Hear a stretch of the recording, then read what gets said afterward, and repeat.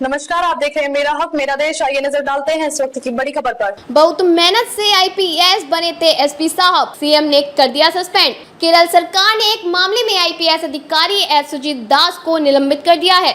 LDF विधायक PV Anwar ने उनके खिलाफ गंभीर आरोप लगाए थे।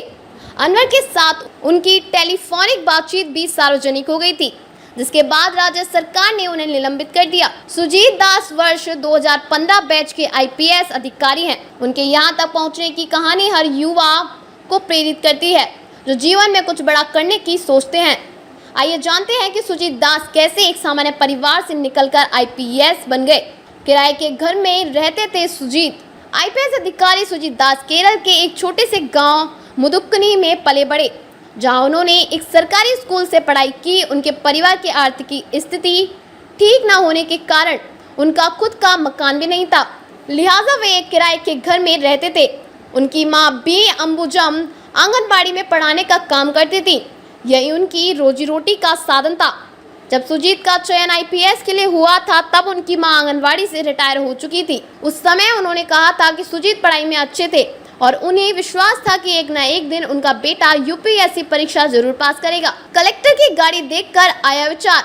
यूपीएससी में चयन के बाद एक इंटरव्यू में सुजीत दास ने बताया था कि जब वे सरकारी स्कूल में पढ़ते थे, तब अक्सर जिला कलेक्टर की गाड़ी उनके स्कूल के रास्ते डीएम बंगले की ओर जाती थी। यह देखकर अक्सर उनके टीचर उनसे और उनके दोस्तों से कहा करते थे कि अगर वे भी अच्छे से पढ़ाई करेंगे तो वे भी एक इस दिन इस पद को पा सकते हैं।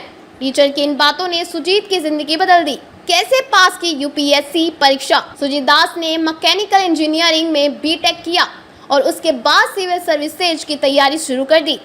उन्होंने एक इंटरव्यू में बताया था कि उनके एक क्लासमेट अभिराम शंकर का चयन यूपीएससी में हुआ था, जिससे उन्हें लगा कि उन्हें भी यूपीएससी के लिए प्रयास करना चाहिए। लिहाजा उन्होंने 2012 में पहली बार यूपीएससी की परीक्षा दी, लेकिन सफलता नहीं मिली। इसके बाद उन्होंने वर्ष 2013 और 2014 में भी यूपीएससी की परीक्षा दी। उनका चयन इंडियन फॉरेस्ट सर्विसेज में भी हुआ।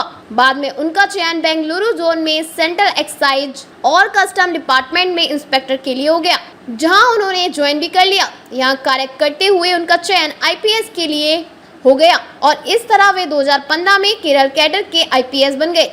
अब क्यों हो गए निलंबित? सुजीत दास वर्तमान में केरल के पत्तनमथिट्टा जिले के एसपी के पद पर तैनात थे, लेकिन गुरुवार को राज्य सरकार ने उन्हें निलंबित कर दिया। दरअसल यहां के विधायक पीवी अनवर ने राज्य के एक शीर्ष पुलिस अधिकारी पर अपराधियों से गठजोड़ होने का आरोप लगाया। अनवर ने अतिरिक्त पुलिस महानिदेशक कानून और व्यवस्था एमआर अजीत कुमार के खिलाफ सोने की तस्करी, अवैध फोन टेपिंग और हत्या में शामिल होने जैसे गंभीर आरोप लगाए। इस दौरान उन्होंने एसपी सुजीत दास के साथ हुई अपनी बातचीत की रिकॉर्डिंग सार्वजनिक कर दी, जिसमें वे किसी का जिक्र करते हुए उसे एडीजीपी का गॉडफादर कह रहे हैं। इस क्लिप के आने के बाद राजनीतिक गलियारों में तूफान मच गया, जिसके बाद आनन फानन में शासन ने सुजीत दास को निलंबित कर दिया। अब तक के लिए बस इतना ही। फिर होगी आपसे मुलाकात ऐसी एक और बड़ी खबर के साथ। तब तक के लिए नमस्कार और देखते रहिए मेरा हक मेरा देश।